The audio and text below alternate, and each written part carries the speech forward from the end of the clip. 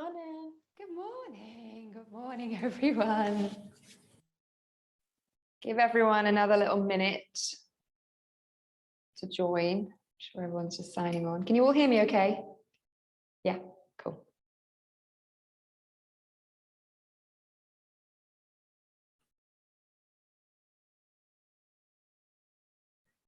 Hi, Susie. Hi, everyone. Hi, Mira. Hi, Jenny.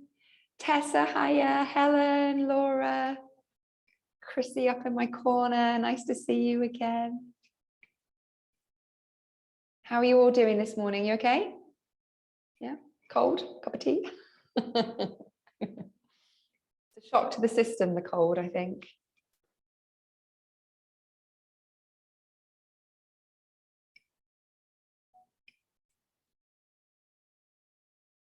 Just going to close down my email so it doesn't keep binging.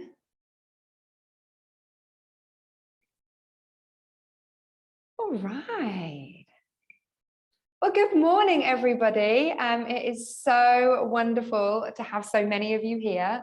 I think we're meant to have about 40 people joining us, so I'm sure a few more might join in the next couple of minutes when they've dug out the link and got on. So we're going to spend the next couple of hours working together. We're going to spend the beginning part of the session. We're just going to sit comfortably and we're going to do some writing and some talking. And then the middle part, we're going to do some movement. I did ask if you've got one of these balls to bring one. If anyone doesn't, when we get to that bit, just let me know and I'll give you an alternative. Don't worry, it's only for a couple of bits. It just adds a bit extra, so you're not going to really miss out on too much. And then we're going to finish off, wrap up with a little intention setting at the end. And then throughout, we're just kind of going to do a little bit of meditations as well throughout the kind of morning. So I know some of you know me really well. Some of you I've never met before, so it's great. I'm Nick Lenny. I run Soul Pilates here. I'm in the Bishopston studio here. Well, it's over there. This is potentially our new space. I'm testing out because we've kind of grown so quickly here, which is amazing. And I also run the online platform for Soul Pilates, which is Move Better TV. And I'm really thrilled that so many of you decided to join here today. Have I got Lorraine here anywhere? No, not yet. We'll wait for Lorraine to join. So I would just love it if you could pop in the chat box, if that's possible, just where you're physically at today, so we can just kind of get to know each other a little bit more, but also what you're looking to get out of the session today, maybe where you're starting, what you're looking to get out of it. Just very simple. Normally, if we were all together, we'd probably do this together, but it will just take up too much of our 2 hours. So it'd just be really great if you could just let me know where you're physically at today, if you're in Bristol or maybe somewhere else, but what are you looking to get out of today or this session as an output? Because I think it's always good to share these things. And I'll pull up the chat and then I can see it. You can share it with everyone. You can share it just with me. Oh, Bedfordshire. Hello in Bedfordshire. Fantastic. Hoping to feel relaxed and calm. Well, I hope so too. I don't know about you, but I think we all ended the year very frazzled. The last month, especially, we were all a little bit in limbo, not knowing what was going on. Chrissy in Brislington, reset and start the year fresh. Yeah, fantastic. I think that's kind of what I had in my mind as well. Like, how do we just feel really grounded? Bristol, looking to be reminded that I enjoy doing Pilates again and inspired to make more time for me. Sevenoaks, Kent. Oh, hi, Kent. Looking to get back into Pilates and having a little reset. Fantastic. Redland in Bristol, relaxation, de-stressing. Cornwall, looking to do some stretching. Feeling energized. Yes. Seeing what the benefits of Pilates are as a practice. Yes, fantastic. Looking to defrazzle. Yeah, I think frazzled was definitely, when I was writing the copy for where I'm launching a course in a few weeks, kind of frazzled was a big thing. I definitely felt like I ended up quite frazzled at the end of the year. And being a body rather than a teacher. Yeah, I totally resonate with that, Tessa. I managed, first class we opened this week, I was there. I needed it so much. Scotland, hi Nicola in Scotland. Looking for some time to escape. the COVID house. I know anyone else in a COVID house at the moment? My husband is ill, but it's not COVID. Apparently other things do exist. Looking to moving and being mindful again. Well, that's fantastic. And I think it's great that everyone kind of on a similar page, and that's definitely, hopefully we will achieve those things today. That's kind of where I was going with the session.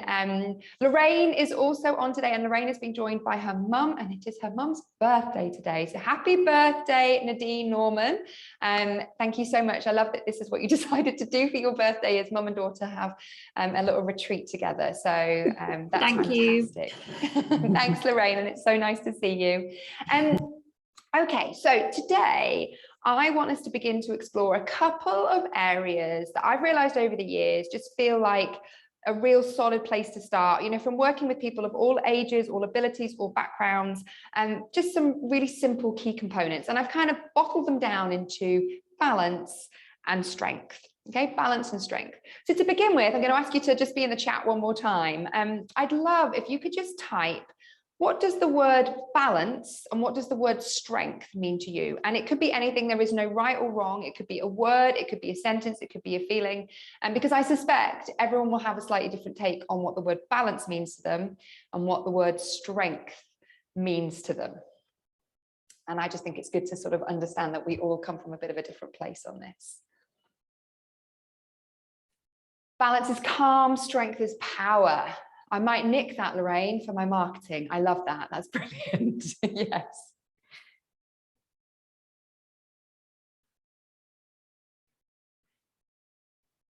Strength is resilience. Mira, that's how I feel too. I'm going to talk a little bit about that. Strength for me feels like resilience as well, actually. A big piece is resilience.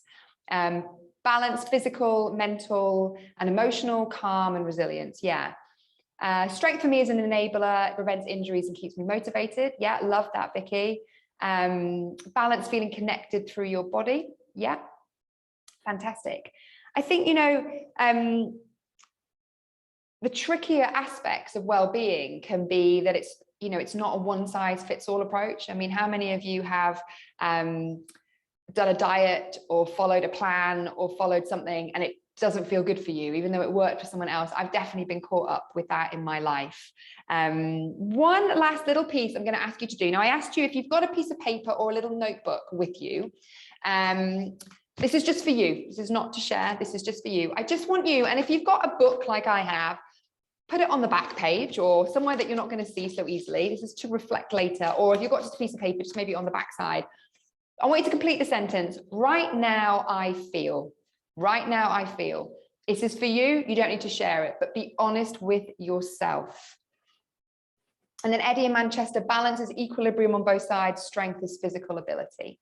Body and mind, Susie. Yeah, fantastic. So in your books, right now, I feel. Like I said, be honest. This is for you. This is the beginning of the year. You being honest. Some of you use the word frazzled. You know, be as detailed or as little as you want. This is just for you to reflect on.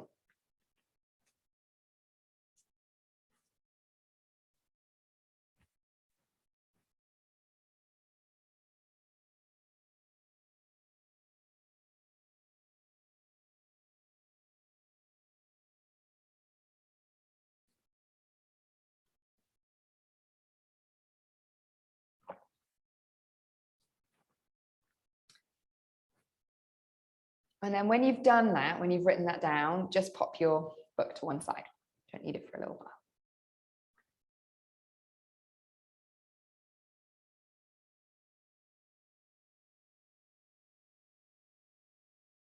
Are we done? Okay. So yeah, as I said, I think one of the trickier aspects to well-being is this idea of, you know, what do I do? I know that I want to feel really good. I think we all want to be the best versions of ourselves. But what do I do? And I definitely feel that I have been drawn to in my life, you know, following somebody else's plan and it doesn't work for me. And then you feel like a failure and you can feel like you're in quite a negative, energetic space. But what I do know, and I've learned, you know, from myself on my own health journey, but also kind of working with so many clients over the years, is that our bodies have an infinite wisdom. They know what to do to make them feel happy. They know what to do to make them feel good. They know how to eat the right food. They know how to be at the right weight. They know how to feel energetic. The problem is that so often we are so caught up in our mind that we've lost the ability to tune into this wisdom. And, you know, my husband calls it like we write the stories, we write the script of our life, of our narrative. And I think that's often where then we get detached from that wisdom of our body. So I'd like us to begin today with just a feeling of being connected. You know, humans, we're a tribe species. We are not meant to be alone. And even though we're all doing this in our own individual spaces, for me anyway, I am on the gallery screen. So if you're not on the gallery screen, I'd just like you to click to the gallery screen, just so that you can see that there is a nice group of us here today and that you're not on your own. And then you can flick back to speaker view if you want to. But just to say kind of hello to all of us here, and to know that we are all together, and we can maybe imagine that we're in a nice, big, beautiful space all together. And you know, when we all wrote down different things about balance, some of you talked about physical strength and balance. So, you know, some of you talked about mental as well. And I think they're both really, really important. And for me, balance feels like a really solid one-word intention. And it conjures up lots of ideas for me because, you know, from a Pilates perspective, I am very much often working with people who are dominant through one side of their body than the other, and that's why they're getting injuries. And so we're helping them kind of balance it physically out. But also as humans, we spend 70% of our lives on one leg.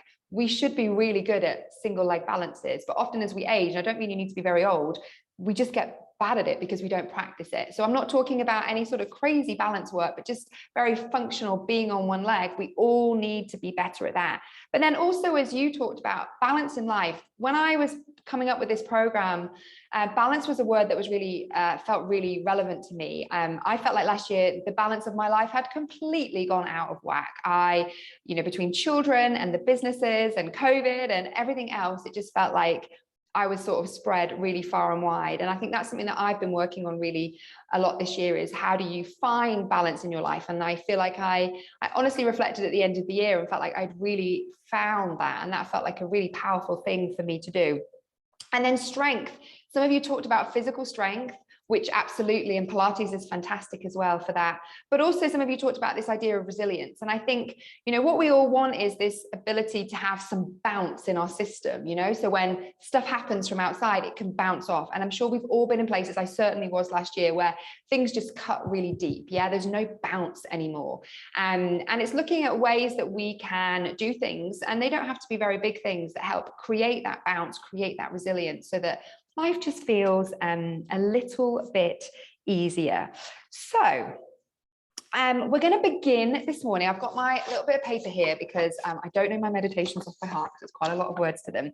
And I want us to begin this morning by being kind to our bodies, so that we have an attitude of kindness towards them. And I think this is the key to connecting to that wisdom that I spoke about. So we're going to begin with a meditation where we cultivate what is known as an inner smile. So find somewhere comfortable. You can lie down, you can sit, you can have a blanket, you can do whatever feels good. This is not a very long meditation, okay? Because I think it's really important that we look at ourselves with an attitude of kindness. Because if you think about yourself with a judgmental or critical attitude, it's like having an angry, critical persona punishing you inside your head.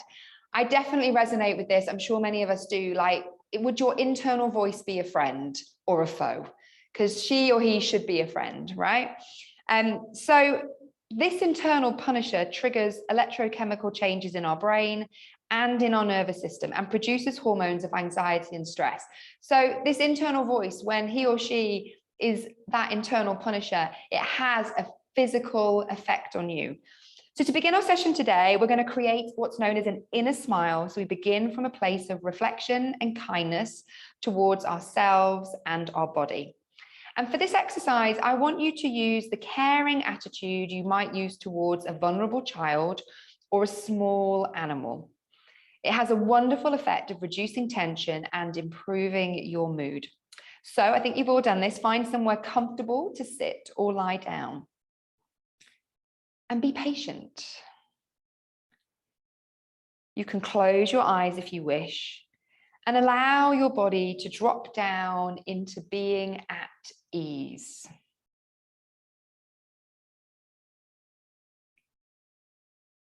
Let your stomach and abdomen sink and drop. And take 3 soft, quiet breaths.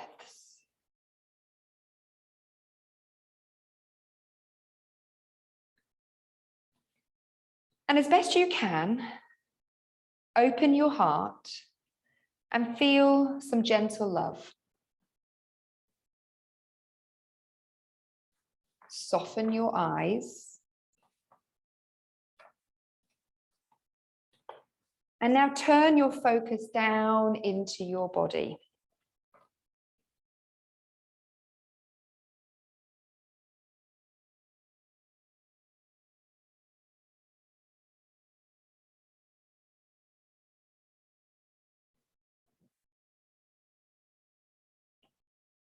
In the same way that you might lean down and care for an injured child or cradle an injured bird in your cupped hands, can you direct this same quality of kind care down into your own body?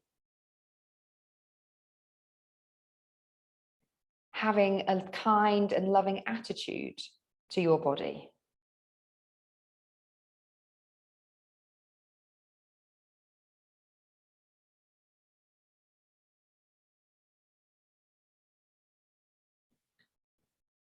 Can you notice any feelings of distress, tension, or pain?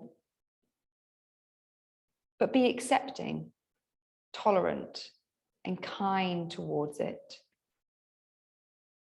Can you hold and cradle it?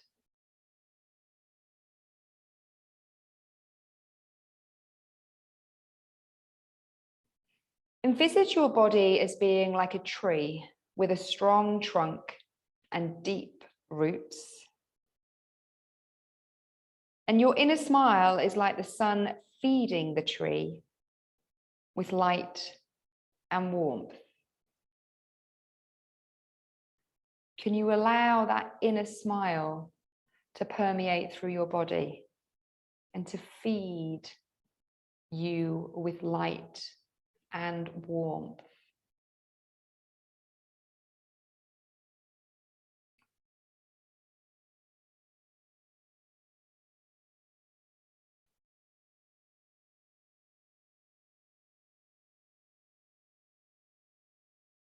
Just allow yourself to have just a few minutes where you just notice this feeling, cultivate this feeling.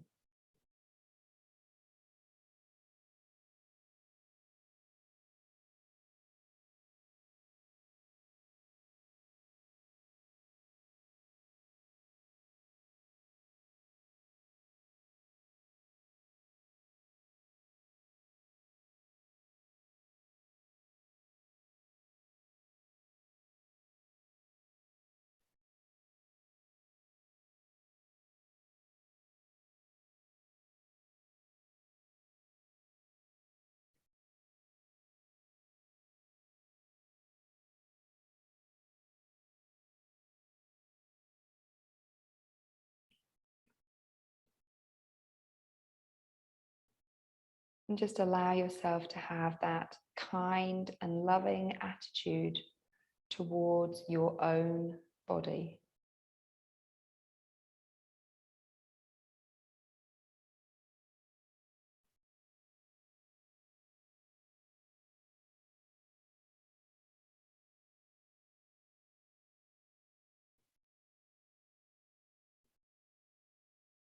In a moment, I'm going to bring you back into your space via your 5 senses. So notice the sense of taste. Maybe lick your lips. Taste. The sense of touch. Maybe you could touch your clothes or the ground. As you breathe in through your nose, notice the sense of smell. And notice what you can hear. The sense of sound, the ticking of a clock, the rain, a road outside. And then finally, allowing your sight to return on a breath that feels good for you. And opening your eyes and bringing your awareness back. And then when you're ready, you can bring yourself gently up to sitting if you're not already.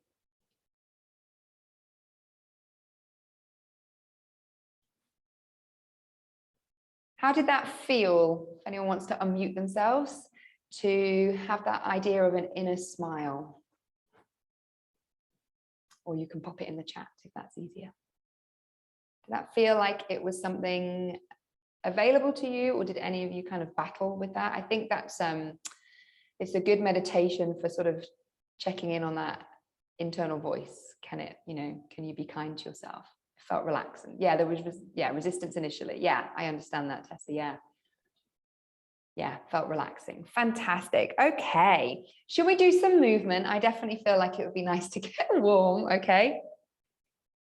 Now, anyone who's worked with me before knows that I go off-piste all the time in my teaching, but today I really wanted to make sure I hit the mark. So I don't normally have notes, but I have got some notes today. So excuse me for having a few notes, but otherwise I'll go off-piste. Okay, I'm going to get us to start by standing. And I'm in a different space. I normally film in the massive studios. I'm in a different space. So you're going to have to excuse me moving my camera around a little bit and hopefully not chopping off my head. Okay. So, yeah, can you see me all right here? I think you can. I want you to just find a place to stand, anywhere at all. And we've done a little check-in lying down, but now we're going to do a little standing check-in. Because Pilates fundamentally is really only about reprogramming the nervous system. And that's why so often, as well as feeling the physical benefits from Pilates, people often, more often talk about the mental and energetic kind of improvements that they feel. And that's because really what you're doing is you're reprogramming the nervous system to be more balanced, to find more ease in the body. As a species, we want to be at ease. So to begin with, it's really good for our nervous system to know where it's starting and then to be able to compare it with any changes. And again, I'm a bit like a broken record in my classes sometimes. I always say to my clients that, 60% of the benefit of this work is the noticing, 40% is the doing. It's the noticing that makes this stuff stick, because it's all well and good to do something nice in a class, but you want it to be in your everyday life, right? So just find that place to stand, however feels comfortable for you. Don't be too perfect about it. Just imagine you, I don't know, stood in a post office queue or something, and close down your eyes. And just have a moment here. You've got the feedback from the floor. Just noticing, how does it feel to stand? Does it feel comfortable? Do you feel like you're maybe more on one leg than the other? Do you feel like you're centered? Maybe not. So no judgment, just noticing, just with a sense of curiosity. And then just start to take in a few breaths, in through the nose, out through the mouth. And just knowing that the next hour and a half that we've still got together is just a time for you, that anything else that might be going on in your life, you can leave it outside of this space that you've created. And that if it's not going to serve you in this class today, then let's just park it and know that it's still there later if we still need it. So what do you notice? How do your knees feel? Your pelvis, your shoulders, your back, your neck, your digestion? How do you feel? Where does your mind get drawn to when I ask that question? Because this is this inner wisdom. We don't want to overwrite what we're getting as feedback. We want to acknowledge it. So maybe it's like, oh, hey, right knee, I'm kind of listening to you. Don't know what's going on there, but I'm listening. And energetically, how do you feel this morning? Emotionally, how do you feel? And then I want you to just take the weight more onto the balls of the feet so the heels get light, and then sway backwards. So you sway onto the heels and the toes get light. So you're just swaying forwards and backwards for me. That's it. And notice as you sway forwards, there's a moment that your abdominal muscles just switch on. And then as you sway backward, there's a moment that your extensor muscles in your back just switch on. You don't tell them to do it. They just understand that you don't want to fall over. And that's that wisdom that I'm talking about. We don't need to actively engage any muscles. That's not how our brains work. Our brains work on tasks. I want to go and drink that cup of tea over there. I don't tell my muscles exactly what to do. I just give it a task. And that's a big piece that we've got on our upcoming course, is looking at task-based movement and actually how that gets your body to just work far more efficiently. So just notice how this feels to go forwards and back. Maybe you've got a preference, I certainly have, of wanting to be one way more than the other. Maybe you want to be more on your heels. Maybe you want to be more on the balls of your feet. Find somewhere in the center, and you're going to do the same, but swaying side to side now. So just swaying side to side. Like you're, I don't know, a crop in a field being blown side to side. And again, maybe there's one side that feels a bit more familiar because you tend to stand a little bit more on there. And then I want you to turn this into a circle. So you're going to take the weight over to one side, then circle around to the front, then circle around to the other side, then to the heels and back. So you're going to go all the way around the outside of the feet, just making a circle. So if your head had a pencil on it, you'd be drawing a circle on the ceiling.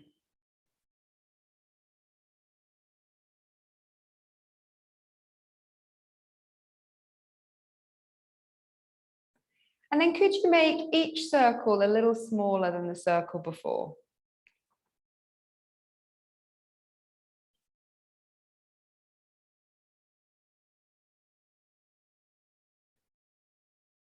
Until eventually you arrive standing. And as you arrive standing, just notice, is it different? Is the feedback different? Are you a little bit more balanced? Maybe you're a little bit more evenly weighted through left and right. Maybe you're a little bit more evenly weighted through the front and the back of the foot. Just notice all we've done is create some information to the nervous system so that it can behave a little bit differently. Okay, if you've not already, I want you to open your eyes. We're going to just begin with some tapping work. Some of you have done this with me before. Some of you it might be a little bit new to. So take one hand and you're going to tap the back of the opposite hand. Okay. So we're just going to wake up our systems this morning, then tap the inside of the hand, and you can kind of make a little bit of a claw with your fingers and do this. And then I want you to tap up the arm and back down it again, and feel like every time you go up and down, you're tapping a different part of the arm, so that every part of the arm, and you can go back down to the hand as well, has had a little tap. Okay, you can take it up onto the collarbone and then back down the arm again. You can find the top of the shoulder, back down the arm again. You can find the armpit and the collarbone, and you can really just start to become aware of this arm that you're doing.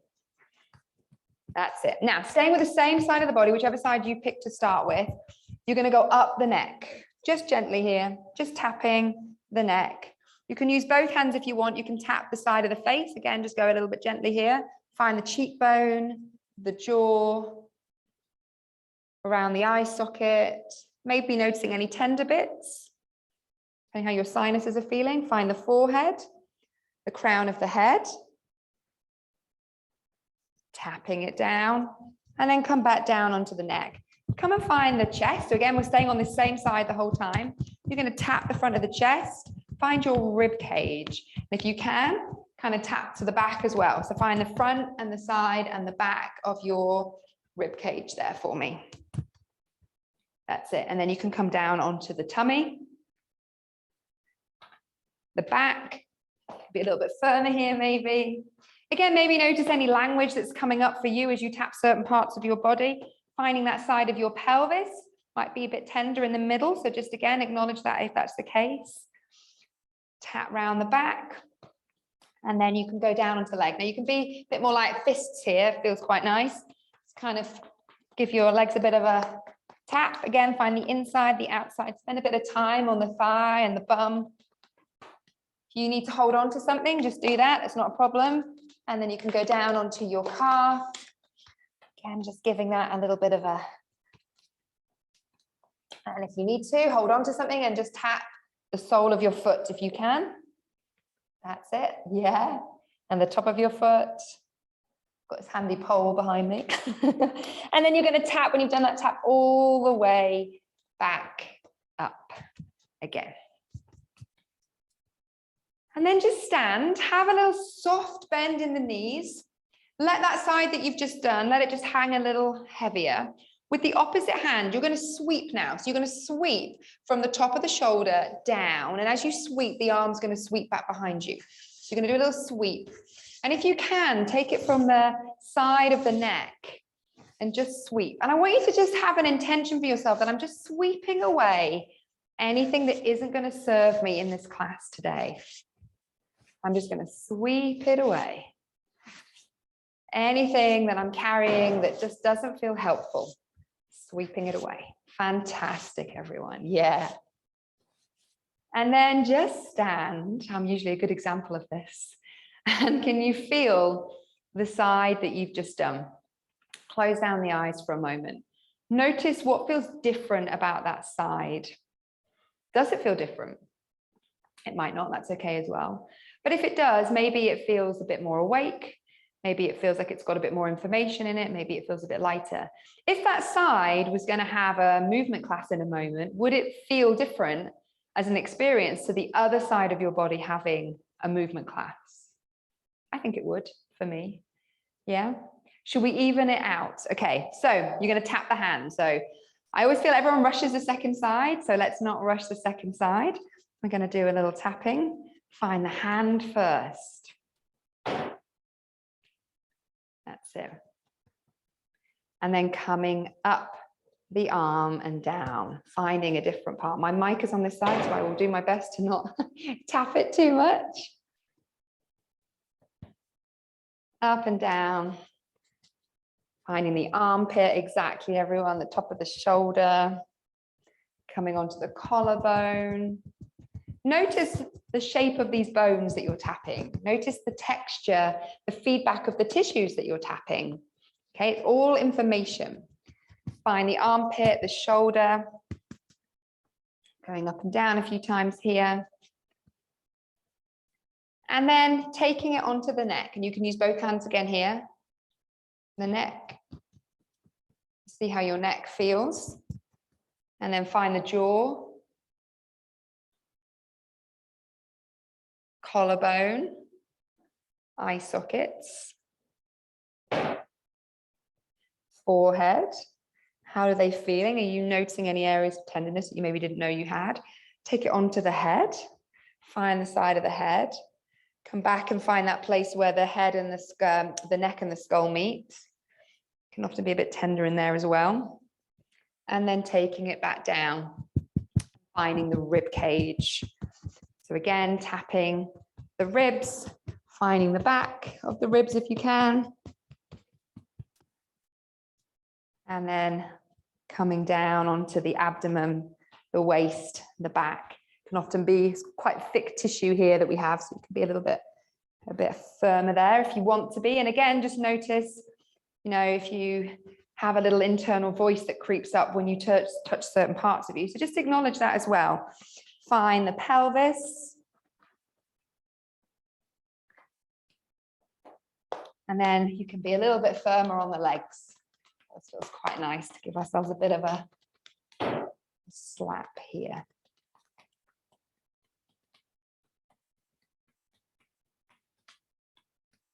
And then down to the legs. Feet. And then coming all the way back up again. Letting that arm now be heavy. Little soft bend in the knees. You're going to do the same sweeping, just sweeping away, taking it from the neck if you can, if that feels good, and just sweeping away anything that isn't helpful, anything you don't need. Even just, you don't need to know what it is. Just, I'm just going to sweep away anything that I don't need right now.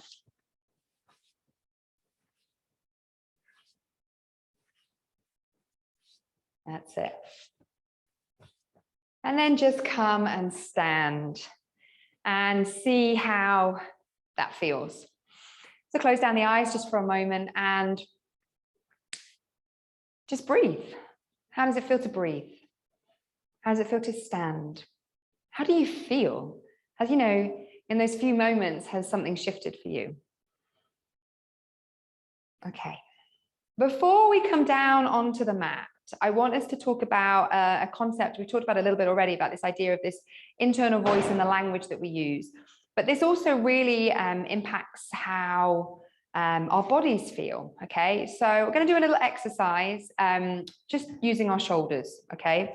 So I want us to just shrug our shoulders up and drop them back down, okay? And just kind of think, how does it feel to do this, okay? So I want you all to just repeat. I know you're all on mute, I can't hear you, but I'm going to trust that you're doing it. I want you to repeat what I'm saying. So I want you to say, like, my shoulders are really tight. Just say that. My shoulders are really tight. My shoulders are really clunky. My shoulders feel heavy. I hate how my shoulders feel. And can you feel how that is now? Let's not do too much of that because it never feels so good. Okay. Now we're going to do the same thing. Okay. We're going to slide our shoulders up and down. My shoulders feel loose. My shoulders glide. My shoulders feel so comfortable this morning. I love how my shoulders feel.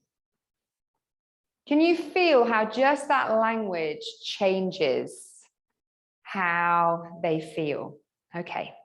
We're going to come down onto our mat. I would just love, normally we do this as a bit more of a back and forth kind of checking in with everyone, but did that change anything? Both the tapping, the sweeping, did the language change anything? Does anyone want to feedback? Either unmute yourself or you can write something in the chat.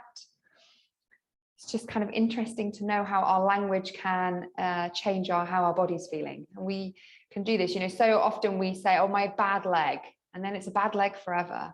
Well, my bad ankle, my weak leg. Yeah. Oh, hi, Susie. The tapping made me feel more sort of aware on the side of my body that I tapped. Could feel it better. Yeah, so the tapping, it's a Franklin method technique. It literally wakes up the nervous system. And yeah, it does. You do get more awareness. And was that interesting, Susie, like in terms of, sides that you've had surgeries and stuff on, did it also bring up maybe what might be considered a negative feeling for you sometimes? Or was it all kind of felt positive? Well, bits of my body I don't like much. I didn't like tapping much. Yeah, and that's kind of interesting, isn't it? Like that language that we have.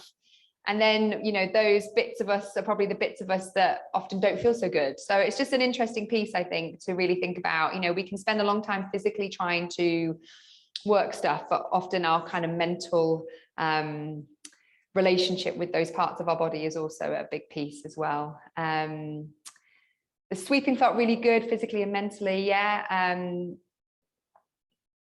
The left shoulder felt horrid and stiff. Yeah, so often what I do, I think, Vicky, you might have been in my sessions when we've done this before, I get you to tell me your words, okay? So yeah, like horrid and stiff, and then it felt relaxed and balanced. And it is amazing how just shifting your language, just shifting that internal voice shifts how you feel, yeah? Oh, I taught you to say surgery side instead of bad side, and that's made a massive difference. It's so true. I remember when this first got taught to me, I had had a big car accident. I had big problems in my neck. And I remember he's quite a famous teacher, and he's a bit brutal, and him being like, it's not your bad side. And I suddenly felt like I had no language to describe parts of my body anymore. And it's something that I do talk to my clients about a lot. You know, we have to give them, it can be accurate. So it can be my surgery side. That's a fact. I have a surgery ankle. That's a fact. But it's not my bad ankle. In fact, my bad ankle was actually turned out to be really good at some things, and my good ankle turned out to be really bad at other things. This language doesn't make sense. And if we label things as such, then they're always that way. So that's really great. And I think often the tapping is something that I give to some of my clients who may be going through stuff in their lives, maybe mentally, but also physically. It's the sort of thing you can do in the morning. You don't need to get your mat out, and it makes a huge, huge difference to your day. So thank you so much for sharing that. Okay, we're going to come and lie down on our mats now. If you've got a ball, you want to have it kind of half inflated. Yeah, so don't have it too full. And you're going to lie down and use it as a pillow. If you don't have one, it's okay. You just won't roll quite as much and get the release as much, but you can still absolutely join in with this release bit at the beginning of the class, okay? And as always, if anyone has any questions, then please feel free to unmute yourself or wave your hand and write something in the chat. If anything doesn't feel good, please do stop, okay? Look after your own body, and you can always ask me for some advice, okay? So nothing should feel uncomfortable. Alrighty, so coming and laying down, having the ball under our head if you've got one, okay? And just laying here for a moment. I've got my eyes on you, and I'll be getting up and down from the mat to kind of see what's going on. Just lay here with the greatest amount of ease. If it's comfortable, I think having your knees bent, feet flat is good. It doesn't matter. It could have your legs out long if you would prefer. Okay.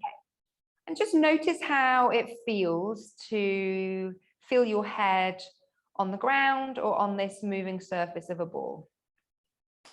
And I want you to very gently nod your head down. And if you've got the ball, feel how the nodding of the chin rolls the ball away from you. Or if you're on the ground, you're going to feel like the ground is going away from you. And then if you lift the chin up, that feeling of rolling the ball back in towards you. Now, instead of focusing on moving the head and the chin, I want you to think about moving the ball or moving the ground away from you. So having that sense of trying to roll the ball away, trying to roll the ball back in towards you. So that what we can do is really look to open up this tissue at the back of our neck.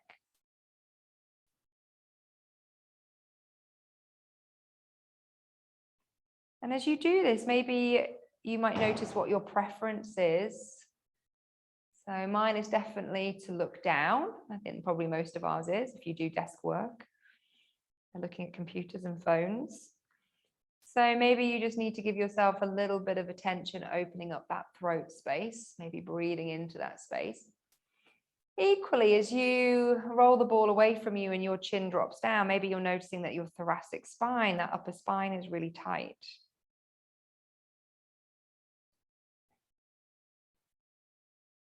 So just mobilizing up and down here. That's it, yeah.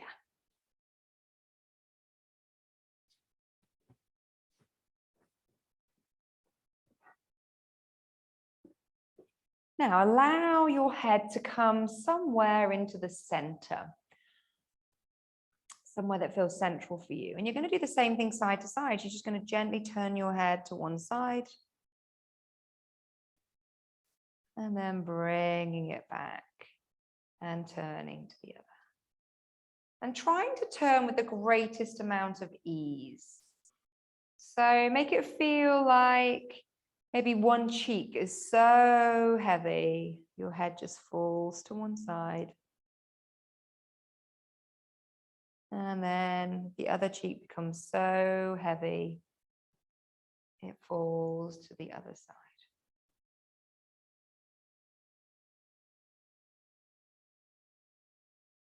And again, just notice as you turn your head one side, maybe you feel a little pull, a little tug of your shoulder. or maybe you don't. You get to maybe just check in with how is your head integrating with your shoulders. Can you encourage the shoulders to stay heavy as the head turns?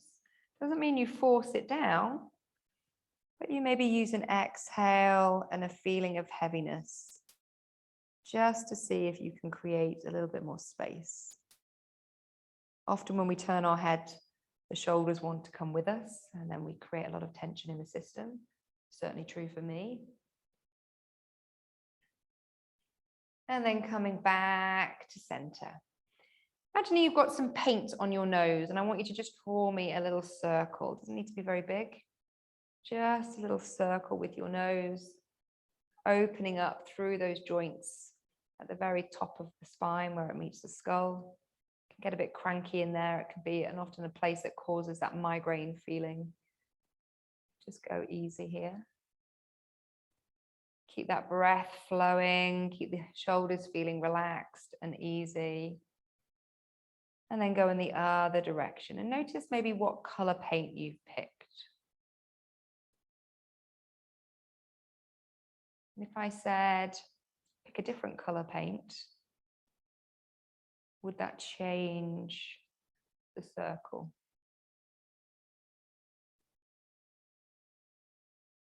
Lovely. And then find center. Lovely, everybody. Slide the ball out if you've got one and place it under your pelvis. If you don't have a ball, it doesn't matter for this bit. You're just not going to feel as wobbly, but everything else is going to be the same, okay? So place your hands on top of your pelvis. Have your thumbs on your belly button, your index finger on your pubic bone, and the sides of the hands should be feeling around the sides of your pelvis. And your elbows are nice and heavy on the ground here. Let your ribs stay nice and heavy. And I just want you to roll your pelvis back towards your thumbs and your belly button. So you're going to feel your pubic bone lift up and your belly button drop down. Okay, this is like a pelvic clock. And then level yourself back up, and then feel the index fingers drop down and the belly button lift up. Okay, so it's not a very big movement. If you had a clock on your tummy, your belly button would be 12, your pubic bone would be 6, why we call it a pelvic clock, and you're rolling maybe a marble between these two places. Now, keep one hand where it is, but place the other hands on the ribs, anywhere on the ribs. As you roll your pelvis back to that belly button 12 o'clock feeling, can you feel that your ribs are nice and heavy? Now I want you to send the pelvis away from you into that 6 o'clock position, but don't really let the ribs come up too much. So instead, feel that the sitting bones can open and the tailbone can lengthen and the ribs can stay heavy. They move a little bit, but often we move the ribs to move the pelvis and then rolling the pelvis back. So often we're very tight between the sitting bones. So I want your focus as you send the pelvis away from you to have this feeling that the sitting bones are opening and the tailbone is reaching through and dropping over the ball. For most of us, this is a bit tight. So maybe you could add the breath in here. So you could exhale as the pelvis rolls back to the belly button because it's that feeling. And then you could inhale into that space that you're creating in your sitting bones. Yeah. To create some length there. And you're really trying to do this with the least amount of effort possible. This is not about having lots of muscular work, far from it. The opposite, in fact. This is about finding the ease in your body. This is meant to be easy. So it's really important that we get the pelvis into a balanced position before we start adding strength. Often our pelvises are a little bit twisted or maybe one side's higher than the other for various reasons. And then when we add strength in, we start adding strength into that system, which is off balance. And then we're basically reinforcing negative patterns. And that's where then sometimes it's like, oh, my neck's hurting or my knee's hurting. And actually a lot of the time it comes from the pelvis. So just using this opportunity to create that space.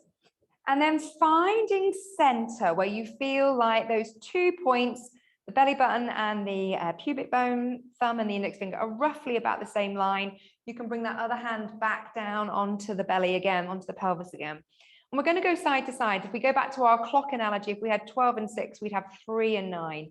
So let one side drop down and let the other side feel like it's lifting up. And then come back down and drop the other side. So maybe you can, with your hands, feel those kind of sides of your pelvis. We call them our hip bones. They're not really our hip bones, but those kind of sides of us. And imagine that it's like a seesaw. One side's going up, one side's going down. Often, we don't quite go up and down like a seesaw. We swing it in towards us. So we can do a little check-in. Grab your thumbs and find the bottom of your ribs. And then have your index finger in the top of your pelvis like that. So it's like a little bit of a space. So then as you're going side to side, you're checking, are you shortening that space? You want to keep that space even, okay? We want to train the body how it does side to side without hiking the hip. Hiking the hips, how then we start to put a lot of pressure through the lower back. That tissue gets sore, maybe discs in time get grumpy. So just notice, and often, maybe one side does it really easily, the other side finds it a little bit trickier. Okay, so this is a really important step to always just find this balance in the pelvis. Now notice as your left hip is going down, your right hip and your right thigh is going up. Then the right thigh drops back down into the hip. The right hip goes down, the left thigh reaches out. See if you can feel that, so that you feel this idea of your pelvis moving around your legs. Your legs aren't really moving, they're staying pretty quiet, but your pelvis is moving around your legs. That's it.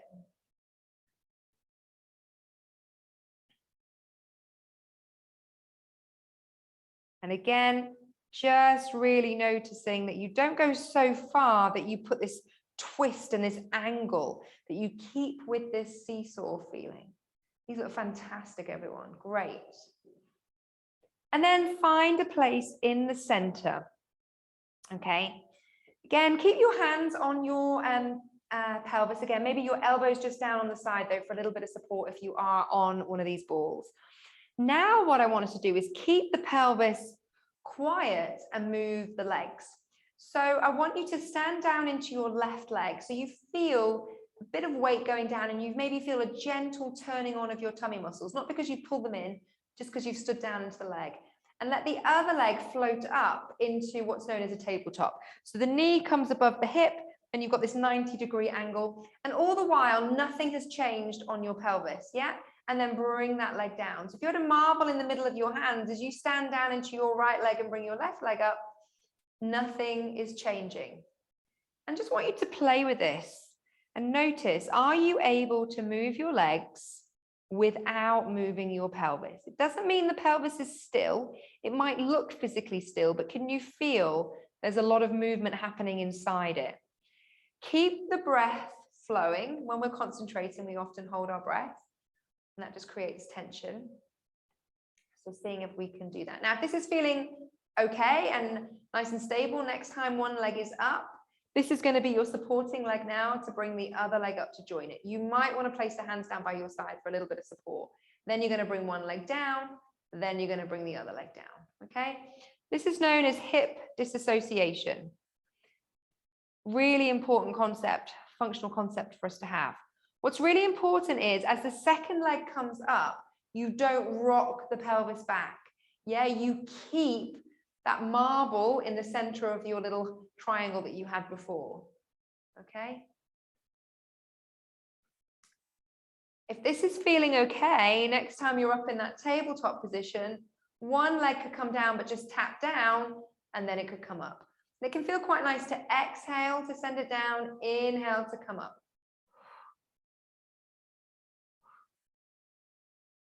You can go quickly, but you could challenge yourself and go slowly. You might be noticing that your hip flexors are gripping for dear life. Often that's a result of lots of sitting. So let your focus be more on the lifting up. So think of the back of the leg getting longer to bring the leg back up. I'm just going to do a few more of these. Challenge yourself. So go slower, go quicker. Find out what's that kind of slightly on your edges place, maybe, if this is new to you today. Okay, just enough, but not too much. This is working those real deep core stabilizers in a really functional way. Fantastic, everybody. Bring one leg down and the other leg down. Arms can come down by your side. Close down the eyes for a moment. And we're going to just tune in with a little bit of breathing. So back to that breathing we touched upon a little bit at the beginning of the session. Breathing in through the nose and out through the mouth. Now, we don't need to fully purse our lips, but just, using that exhale. I want you to notice how on the exhale, you get a natural sense of your abdominals collecting towards your belly button. Can you feel that? You don't have to pull it in, but you feel that exhale naturally engages those muscles gently. That's why we use it in Pilates. So we're going to look at doing a little bit of work now where we use movement as an extension of the breath pattern. So as we inhale, we're going to let the knees both open out to the side, feeling like the belly button is giving those legs away. As we exhale, we're going to feel that connection that the breath gives us and let that draw the legs back in. So the legs are in parallel. There's a little bit of a gap between them. You're inhaling and opening, exhaling and coming back in. Again, this is not meant to be particularly tough. But this is getting into some of the oblique muscles, getting into the pelvic floor muscles, really starting to understand this idea of how we can find strength from this place of ease. That's it. So both legs together. You want to feel like the legs open out, but the pelvis stays in the center. So you only go out as far as you feel that you can come back. That's it.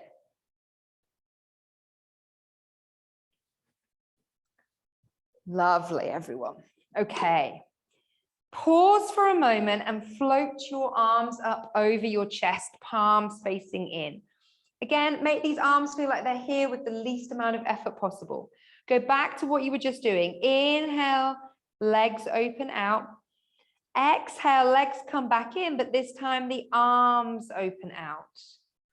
The legs open, the arms close. A little bit of coordination.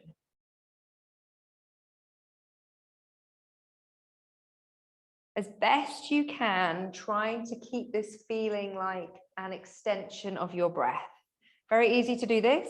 Don't want to just go super quick. I want you to really find those connections, those natural connections. The theme for today is this wisdom of our body. Our body knows what to do. We don't need to overly cue the strength, the muscles. We just need to find those connections.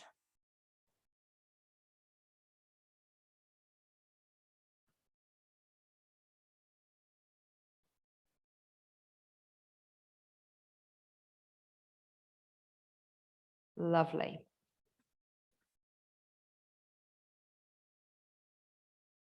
If you want a bit of challenge, you could take the arms down. You could bring the legs back up into a tabletop, and you could do a few of these with the legs opening out and together. You've got a couple of options. You can open the legs out and together, or you can glue the legs together, keep the ankles together, and open them out into this little diamond shape.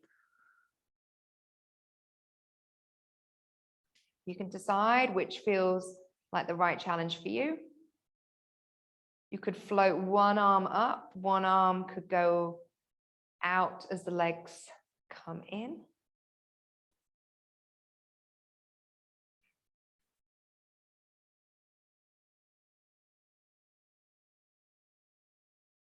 You could challenge the other arm. Challenge your brain. This is kind of the brain part of the workout. So much of Pilates is about that mental connection, which is why you often feel that it's a bit like a meditation session, a workout, a toning session, and rehab all combined. And then when you're even, maybe you want to try and see now if you could do both arms, both legs like you did. I practiced this earlier. It was super wobbly. It's definitely a bit better now. I've kind of built up with you guys. Yes, everyone. Very nice. Good. Then the arms, the legs can come down. If you've got the ball, just slide it out and lay yourself down for a moment, either legs long or knees bent, whatever feels good for you. And just notice, how does that feel? Again, maybe you're noticing some changes. You're going to take the feet now back flat on the mat, knees bent if they're not already. Bring them in pretty close. We're going to look at some bridging, okay? So again, just check in that that pelvis is back in that central position, okay? This sort of fixed position, this neutral idea of a pelvis, but it's somewhere that's sort of central for you.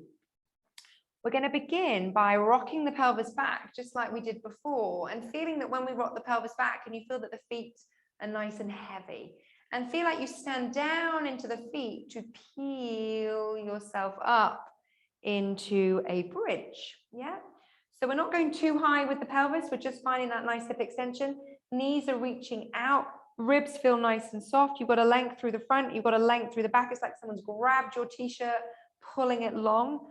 Take a nice breath in, and then on your exhale, feel how the breastbone naturally softens down, and let it feel like a wave traveling through the spine as you articulate yourself back down. And then finding that neutral pelvis position at the bottom. Take a nice breath in. Breathe out like you're blowing out through a straw, and that will usually give you a long enough breath to peel up. Now, this is your opportunity to check in with your spine. Breath in here. Exhale, softening down. How is your spine feeling today?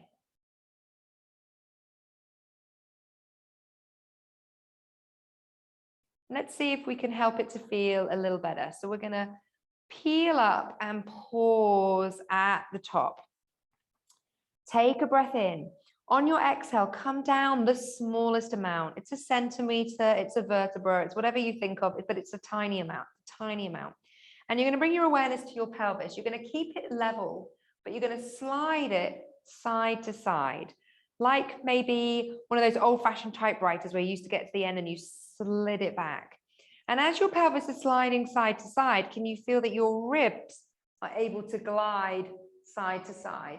So actually what you're doing is you're mobilizing through the facet joints there. And then you're going to pause, you're going to come down the tiniest amount more and do the same thing. And you might notice it's pretty easy to go one side and the other side feels sticky. That's exactly why we're doing this. I feel like if you fight this and try and push into the tight side, it doesn't work. You have to have that sense of bounce, like you're bouncing side to side. And then when you feel like maybe that's softened off a little bit, come down a little bit more and go side to side.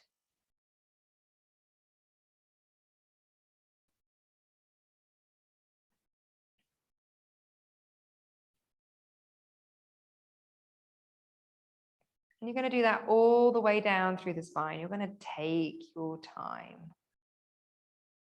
Finding any sticky bits. I definitely am finding some sticky bits. I haven't done this in a while.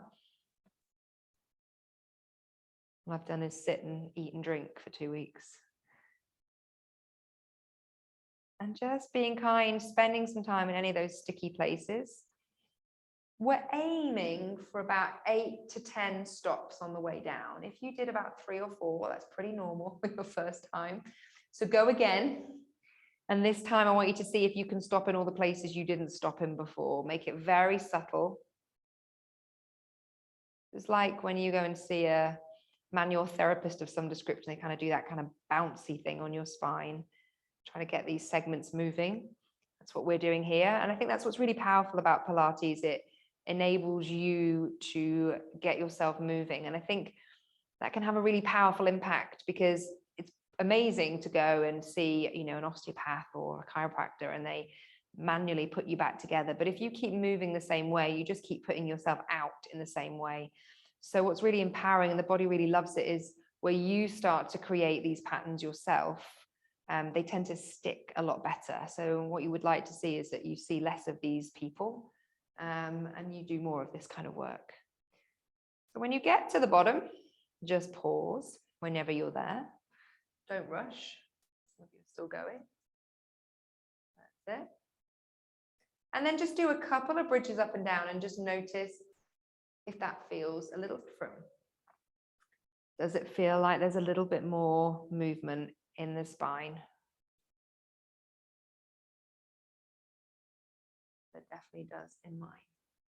Yeah, lovely, everyone. Okay, we're going to add to this a little bit now.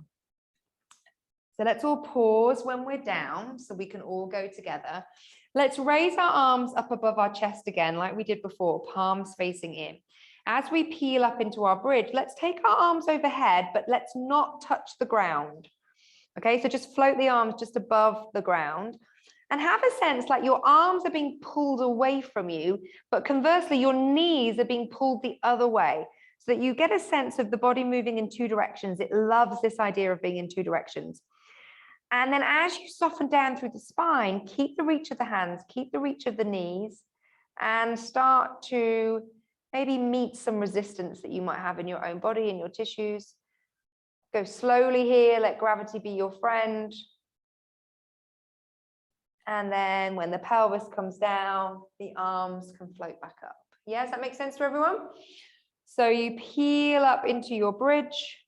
You reach the arms, you reach the knees away from you. You keep that reach as you soften down. You take your time.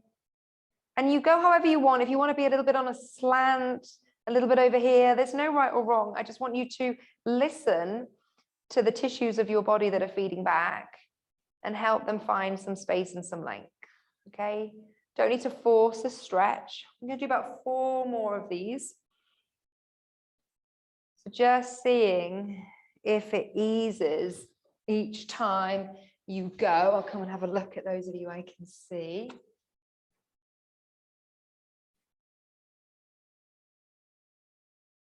That's it, keeping those legs in parallel as best you can, guys. So yeah, that's nice, that's better.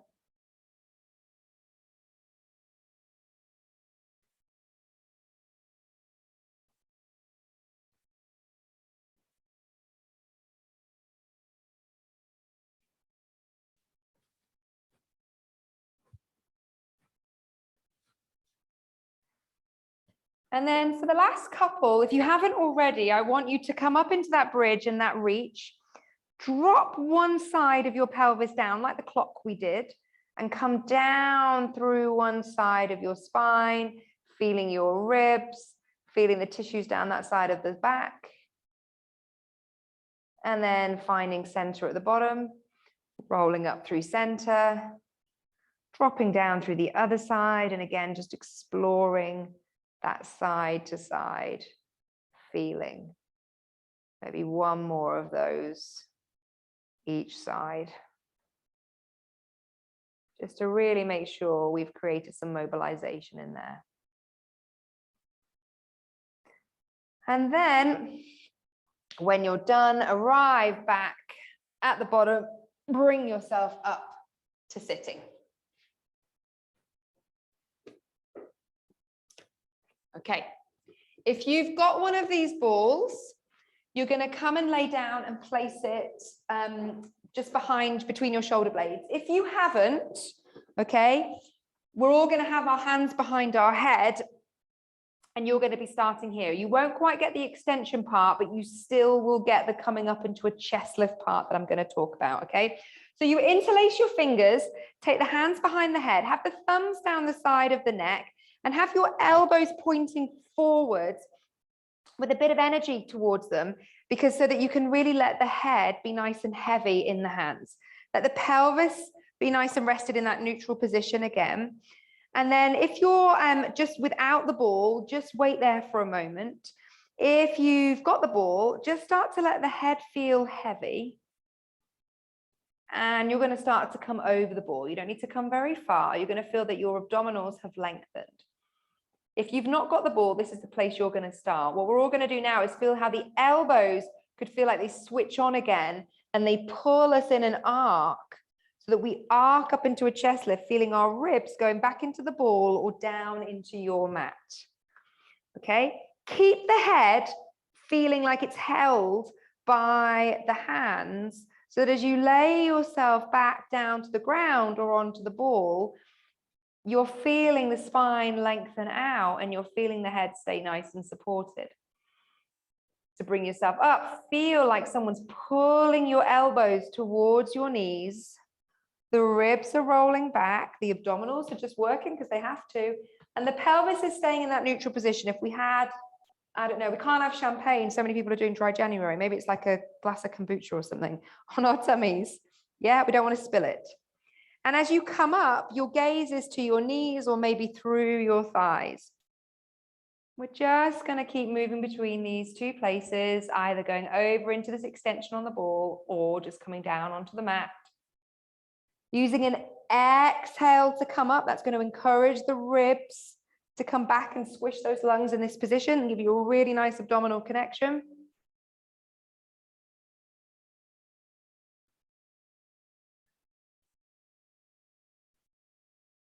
Do 2 more, and then I want you to pause in either on the ground position if you've not got the ball, or just in a kind of central position. We're going to add, looking into some of the rotation. So I want you to feel like your left shoulder blade could reach towards your left elbow. Can you feel how that rotates you to the right? And then the shoulder blade comes back onto the back of you, that finds center. Now, if the right shoulder blade was to reach towards the right elbow, you would rotate to the left. So can you feel that you're able to rotate and not crunch? Okay, because fundamentally, we want to create long, strong abdominals, not crunched abdominals. Yeah, we want them to be long. So you want to feel this rotation is coming from the back of you, it's coming from the rib cage, and you're able to maintain this space. Yeah, very nice. If you've got the ball, you can add in a little bit of extra spice if you want to, if your abdominals are up for it, by going back over the ball on the center line, and then as you come up, finding that rotation. And back. And finding the rotation. That's it.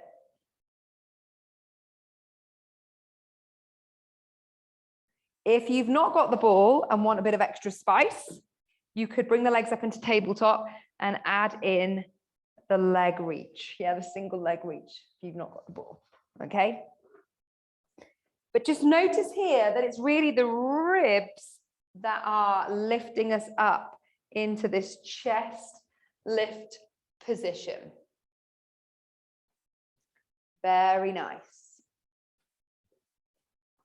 Okay, come on up. Okay, you're going to come and lie on your tummy. If you've got the ball, you're going to place the ball kind of between your bust.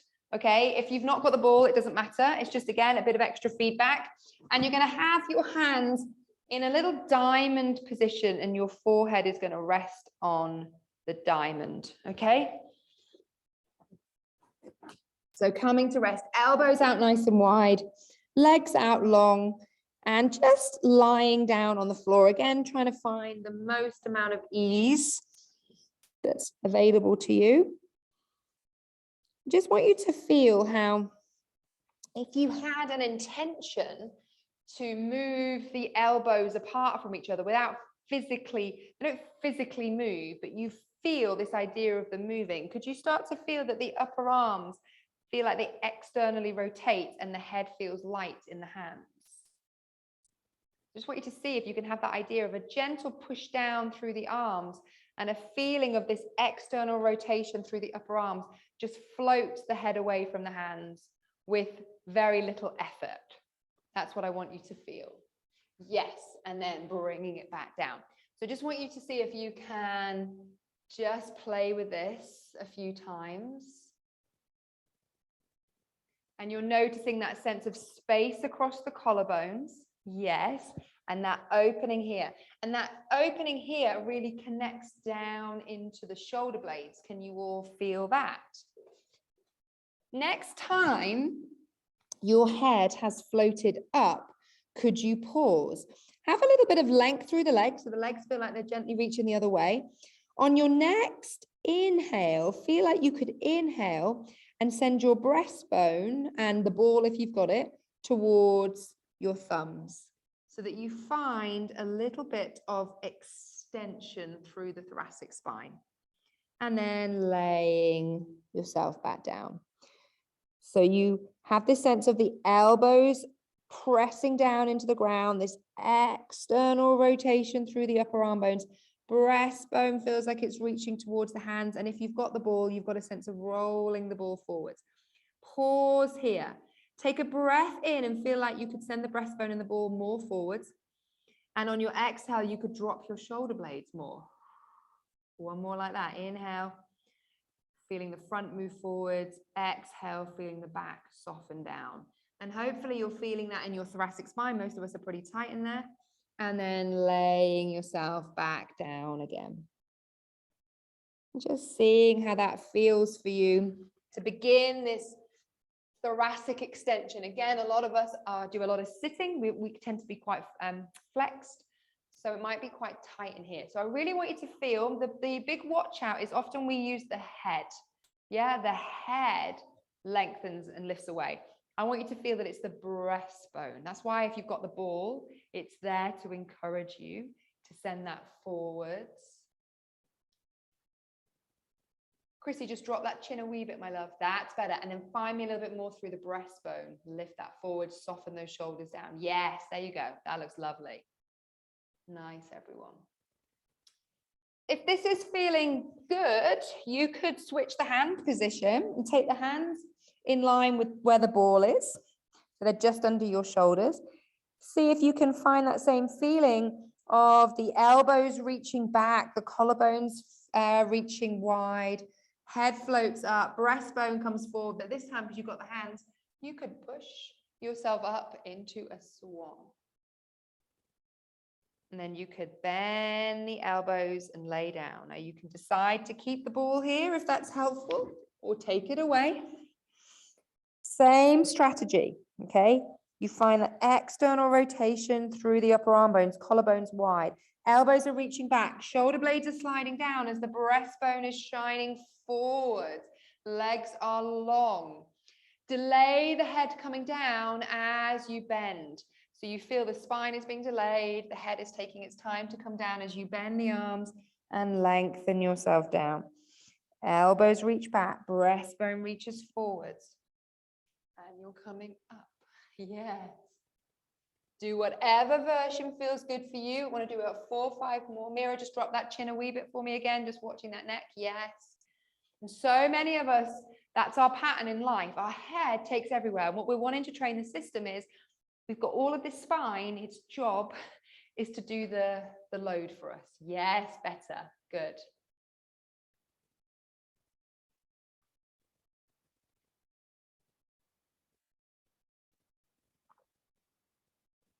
Looking lovely. 1 or 2 more, and whenever you're ready, sit back on your heels and have a little child's pose stretch out if that feels good for you.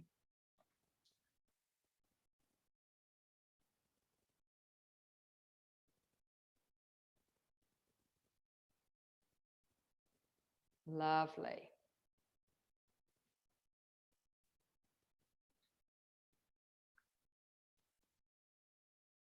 Just take a few breaths here. Feel how on your exhale, your head and your pelvis can just drop.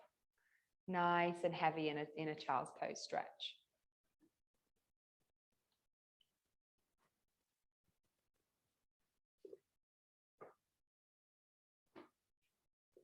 And then when you feel like you've stretched out, just roll yourself up to kneeling. We're going to bring ourselves into a quadruped position, so an all fours position.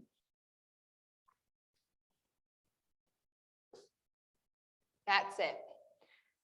So I can go into a lot of detail on weight bearing. I know that so many people complain about their wrists, and there's a whole strategy. It's kind of part of the program that I've got coming up about how really we look to build strength into the body in a safe way.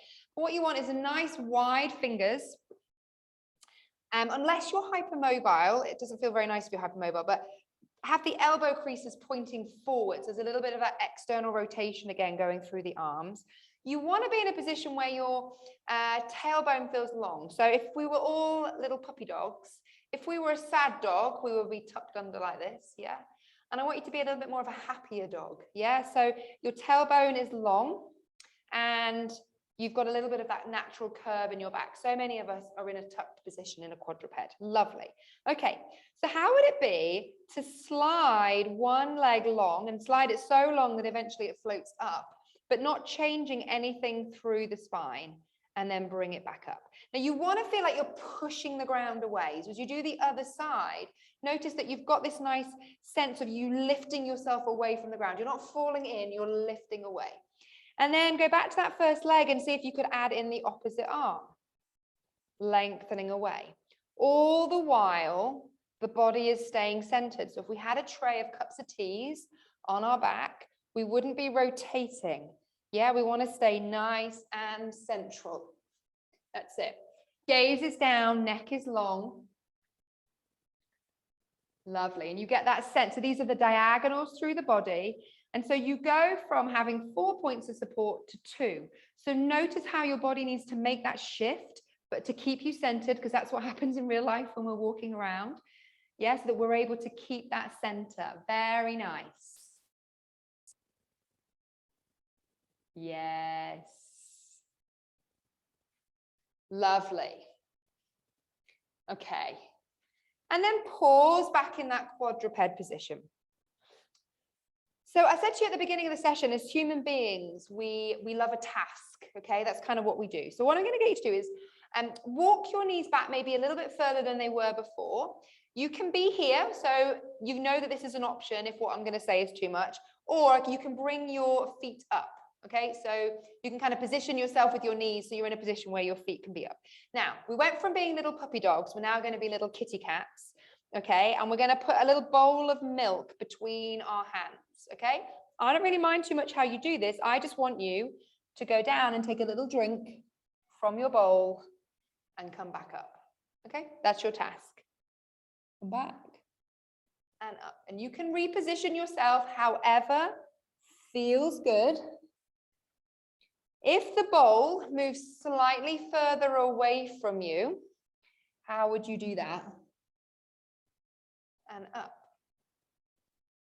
So your objective is to drink your milk. And you can send the bowl as far away as you want. I haven't done this in a while. I used to be very good at this. All those months of online teaching. I haven't done it in a while. And just notice how that feels. Yes. Lovely, lovely, lovely. Couple more for me. Yes. And then I'm going to bring you up to kneeling. Now, if any of this little sequence feels too much for anyone, just let me know and I will give you some alternatives. Okay. So we're going to look at a thigh stretch. We're going to be in a high kneeling position. So you want to be shins pressing down, thighs nice and open, pelvis nicely on top of the hips, yeah? So you don't want to be kind of forwards or back. You want to feel like you're nicely out. Take your arms out in front of you. Tuck your toes under if you want a bit of extra spice. I think we should all have the toe tuck version, okay? You want to keep this alignment and just gently hinge at the knees, and come back up. So you feel that you start to press into the feet and then you come up. And you can feel that you load the elastic system in your body and then you spring back up. And up. Yeah, okay. Now, what we could do from this kneeling position is how could we go from a high kneeling to a low kneeling? So all we would do is hinge at the hips and sit back onto our feet. Give our feet a squish. For some of us, this isn't so nice. We need to be doing more of it. Then think the bridge. Think of what we did in the bridge and tuck the pelvis under to roll us up to that high kneeling position. So we hinge back, then tuck, pelvis tucks forward to come up. Make sense? Hinge back and a tuck. Yes. Hinge back, squish those toes, give them a nice little massage and up. So can you feel how that's lengthening through the front of the thighs? Also getting into the glutes. One more after this one. Hinging back, tuck and up. Okay, I'm going to turn this way so you can see me. I want us to see if we can go from this high kneeling position and just come and sit down to one side of our legs. And then coming up and then coming down. Now, often when we first do this, we're doing quite a lot of arms to help us, but over time, we want to try and minimize that so that we can just see how we are with a little bit of rotation through the system. Exactly. Okay. Nice. That's all right, Lorraine, don't worry.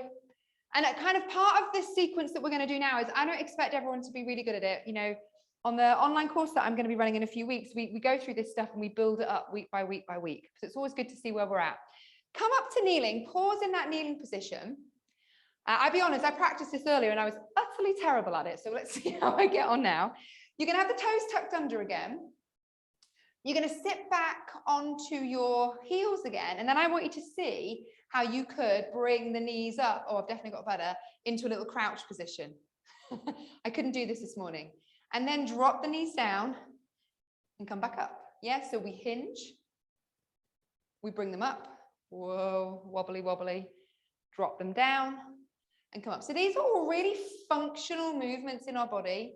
We should all find them quite easy and be good at them, but we lose them. Yeah. So we lose that balance. We lose that strength in those functional places. Nice. One more. Don't worry if you're not keeping up with us. All I'm going to get you to do is from this crouch position is come and stand up. And I will adjust my laptop a little bit to find that standing position. Okay. So we're back standing. Have a little moment just to see how that feels to be back standing. So how is that? And I just want us to see, how would it be to just stand on one leg and bring one leg up? Does that feel like it's available to us? Bring that leg down and switch. Now, come back down. What I want us to do is, you probably maybe can see yourself on your camera a little bit, is we want to minimize how much swaying we do. Okay, so we're going to stand down into one. So whatever leg we're going to stand on, you can pick. I want you to, before you even lift the other leg, really think about sending that leg down. Yeah, then bring the other leg up, so like onto the tiptoes and then onto the toes. So at this point, you should still feel pretty central. And then bring one leg up. Yes, everyone, much better. Can you feel this is all about the standing leg? So send that standing leg down and down and down, and see if by sending that leg down, you could bring the other leg up. Up, up, up, up, up, up, up. Yes. And then bringing that down. Can you feel how different that was that time? The other thing that we often get, we do when we think we're going to do balance work, is we bring a leg into the center. Okay, when we walk, we don't walk on the center line. Okay, so make sure your legs are in a parallel. We're going to switch now. Stand into the other leg, stand down into it. Come onto your tiptoes first. You can definitely tell this is my weaker side for sure. And then can we come up, right? Interestingly though, my balance is better on this side. Okay, this is my surgery ankle. So we all have these kind of patterns in our body, and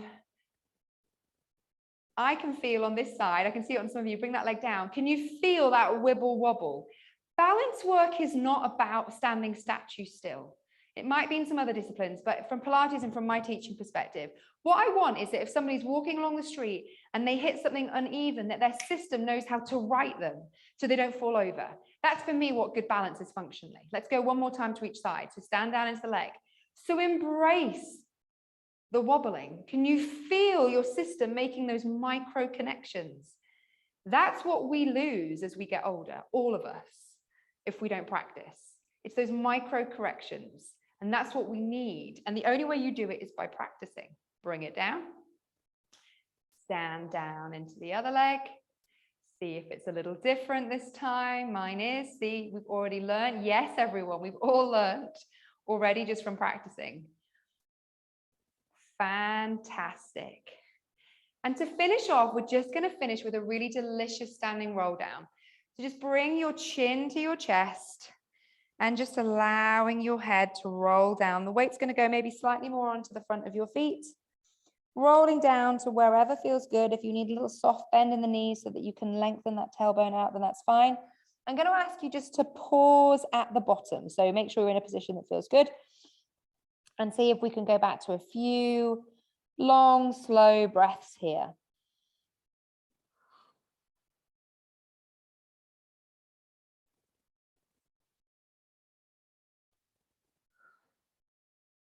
Can you feel what happens on the exhale?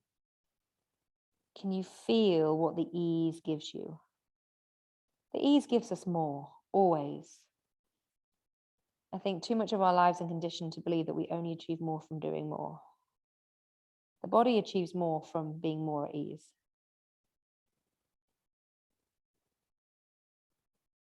And then just give your toes a little wiggle so that you feel the ground, standing down into your feet and allowing your body to rise up. Finding that standing posture, coming up into the posture that you want to inhabit for the rest of the day. And just having a moment again to check in. How is it to stand? What is your body feeding back to you? Without judgment, without criticism, nothing is right, nothing is wrong.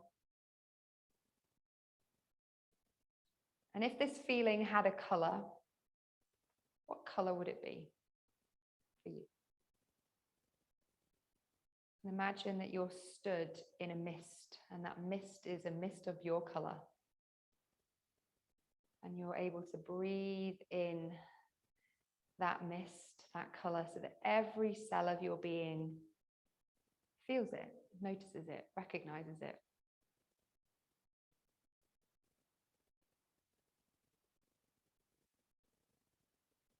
And every time you breathe out, you're just breathing out anything else that isn't needed, that can be carried away, that can be purified from that lovely color that you've created this morning. And then just giving our fingers and toes a little wiggle, our legs a little wiggle. Take a breath in, open our eyes, reaching up, nice big stretch, doing whatever feels good. And then we're going to bring ourselves back to a sitting position to do a little bit of journaling work and also another little meditation to finish. How is everyone feeling from their movement class this morning?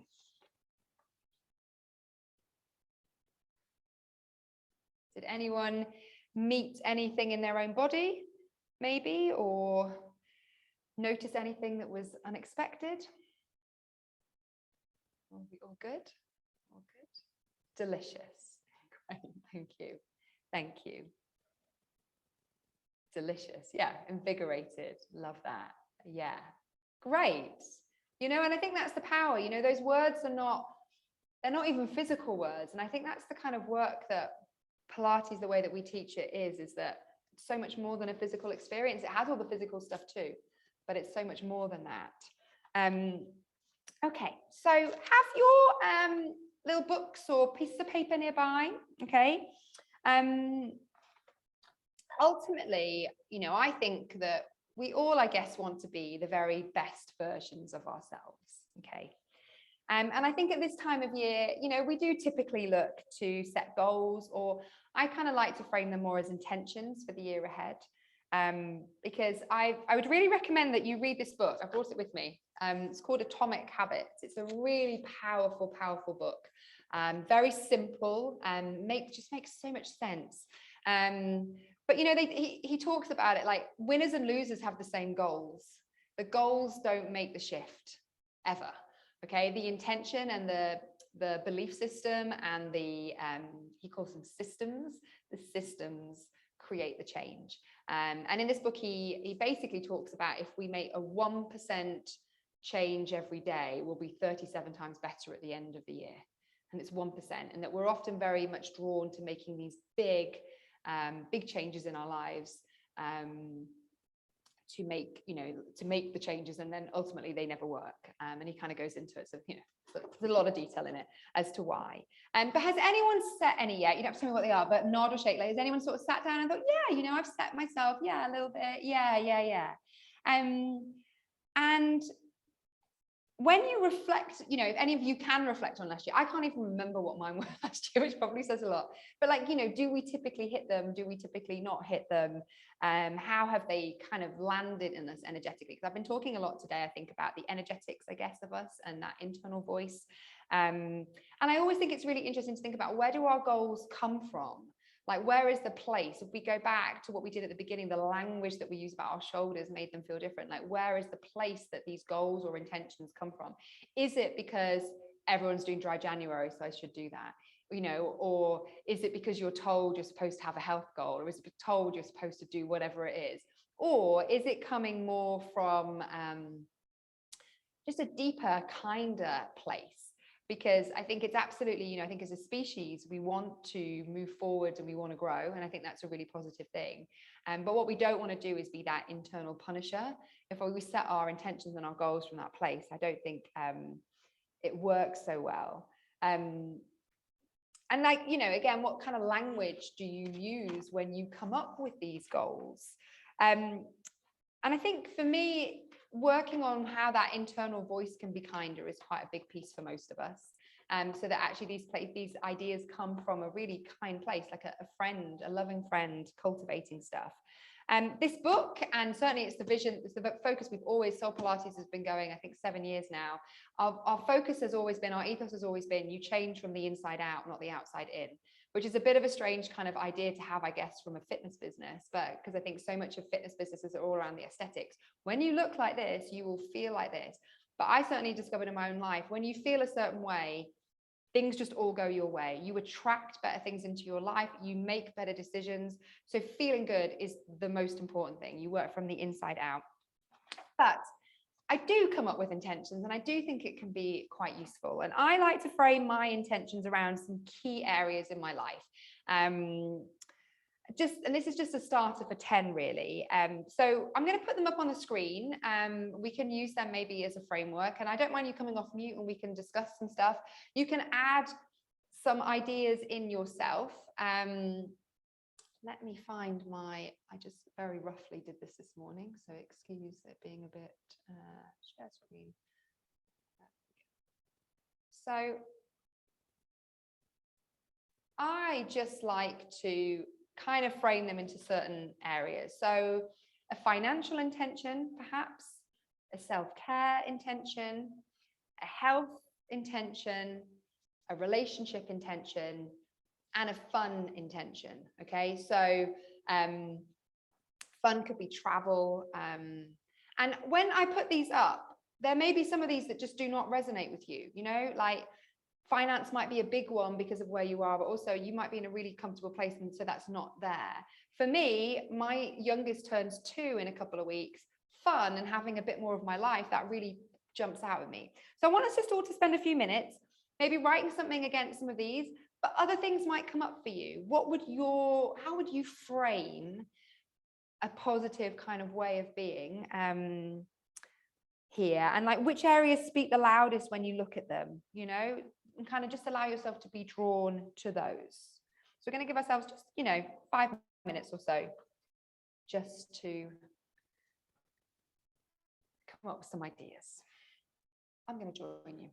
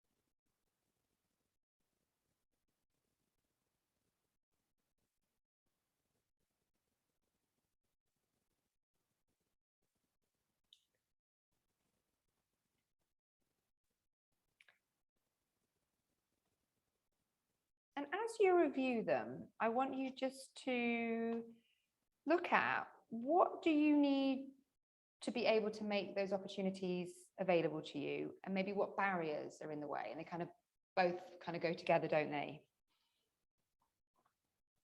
So you kind of also assess, you know, how could that happen? Is it that you need more support with the children?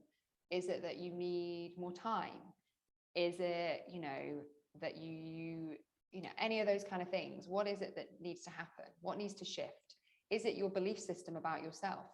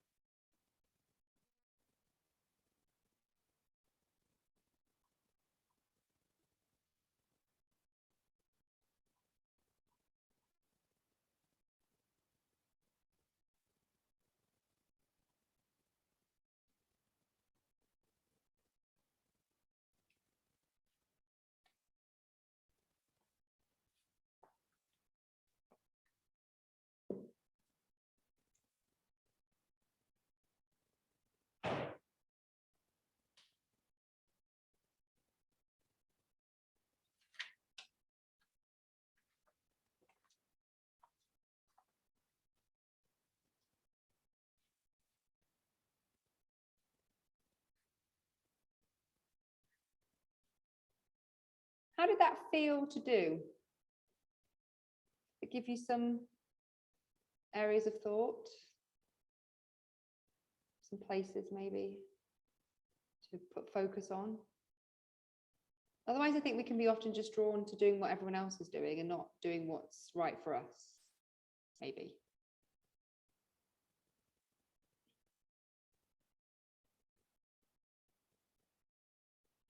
Okay, when you're ready, we're going to do our last meditation together. This is my favorite meditation. It's a bit of a longer one.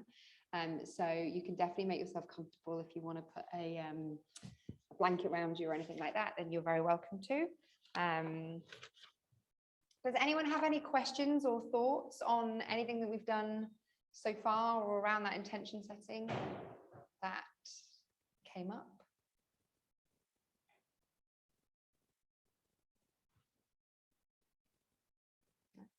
Okay. All right then. So make yourself comfortable. Start by closing your eyes and allowing yourself to feel as comfortable as possible, however that is for you. Take a few deep, quiet breaths, relaxing your chest and allowing your stomach to sink and relax. Now guide your attitude. Allow kindness into your eyes, kindness to what is, kindness towards yourself. Just relaxing and opening your heart. I'd like you to imagine you're walking down a beautiful country lane. It's a sunny day. The sky is blue, and maybe you can see a few fluffy white clouds. Maybe you can feel the sun on your face, and you're feeling relaxed and you're feeling calm. As you walk down this country lane, you notice a gate just in front of you. And as you get to it, you push it open and enter a garden beyond. In the garden, there is a winding path that takes you to an arch where there are some steps leading into a landscape. As you stand at the top of these steps, You can see a leaf floating down towards you in slow motion. Hold on to that leaf and gently go down the steps as I count you down. 10, 9, 8. It's easy. It's effortless. 7, 6, 5. It's comfortable. 4, 3, 2, 1, and 0. And now you are standing in a landscape of your choosing, your inner sanctum, where no one is allowed in unless you invite them. So take a moment to look around and see what that's like.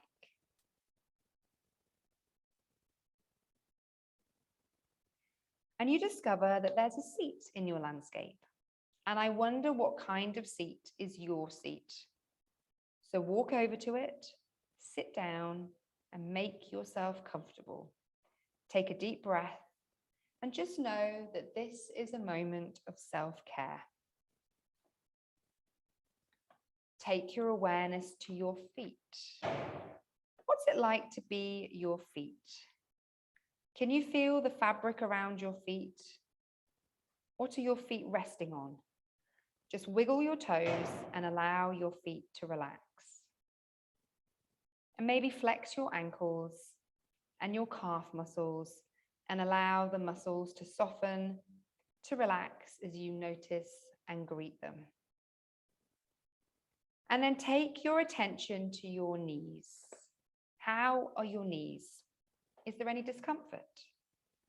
Just extend some kindness to your knees. Relax your thigh muscles, and then notice how your hips and your abdomen feel. And again, just guide your attitude, open your heart, and allow these muscles to relax.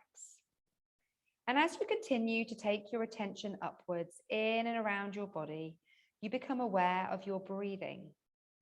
And notice if your breathing is gentle, rhythmical, or if it's shallow. What's your breathing like? Then take your attention to your shoulders.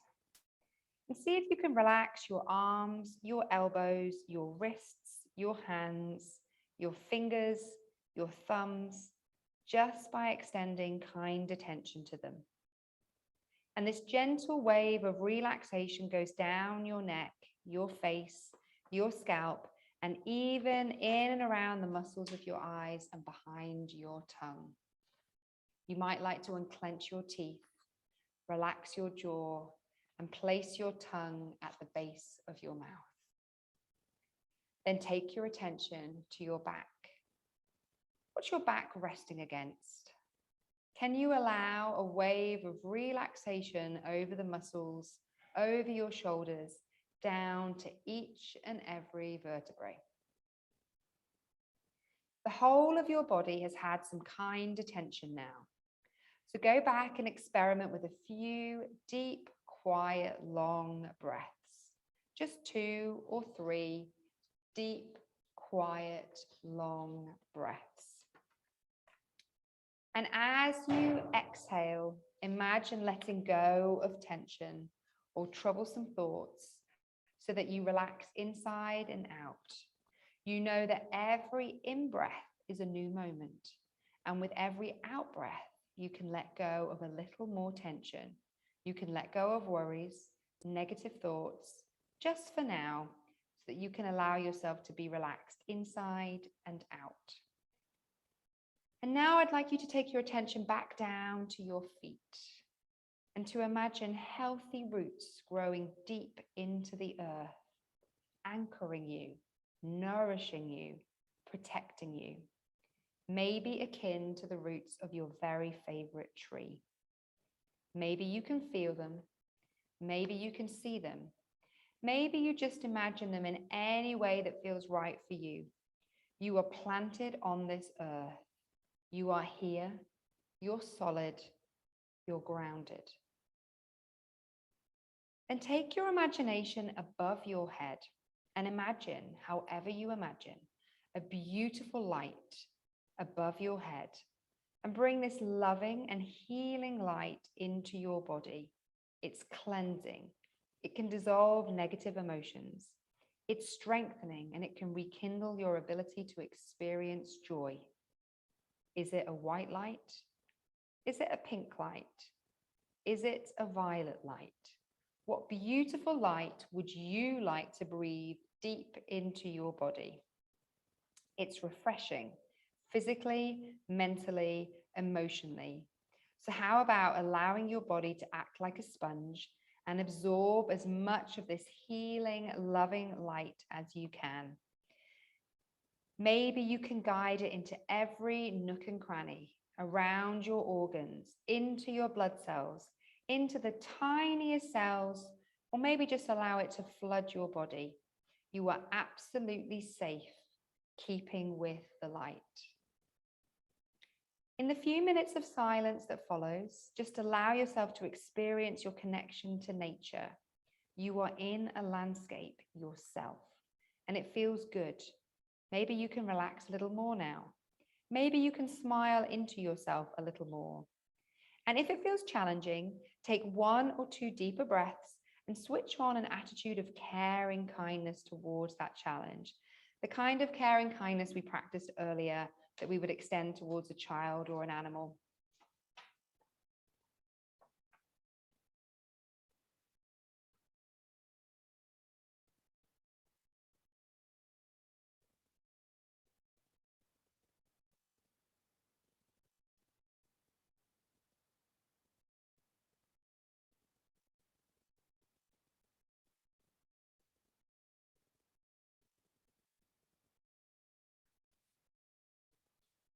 And from this seat in your landscape, just look around.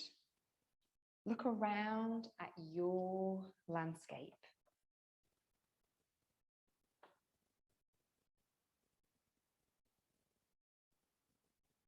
And then decide to get up from your seat and walk back towards the steps that lead from your landscape back to the garden, back to the country lane. And just allow yourself to be gently guided back, slowly and comfortably. But before I guide you up the steps, just look around. See if anything has changed. And now I will count you up the steps. 1, 2, 3, and it's easy. 4, 5, 6, 7, you're almost there. 8, 9, and 10. And a short walk along the winding path takes you back to the gate and out into the country lane, where you can feel the warmth of the sun on your back. And you take your attention back to your 5 sensory experience. What does your body feel right now? What are your feet like? Take your attention to your feet and your hands and your shoulders. And then listen. Listen to the sounds around you. Can you hear the sound of traffic? Is there a clock ticking? Are you aware of the sound of my voice? Take your attention to the sense of smell. What can you smell? Can you taste? Lick your lips. What can you taste? And always allowing the sense of sight to be the last one to return on a breath that feels right for you. And when you're ready, just open your eyes, maybe stretch, have a drink, walk around if you want. Just enjoy this moment and just seeing how that feels.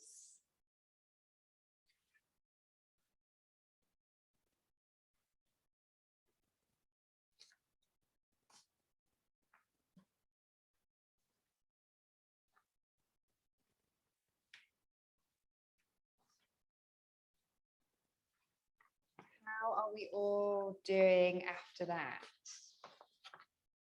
Okay, I want you to just, as we finish up, just grab your book or paper, find a page, maybe the page you wrote your intentions on or a new page. And I want you just to write down, right now I feel, and complete this sentence. Right now I feel. Just, again, it's not to be shared if you don't want to, it's just for you. right now I feel.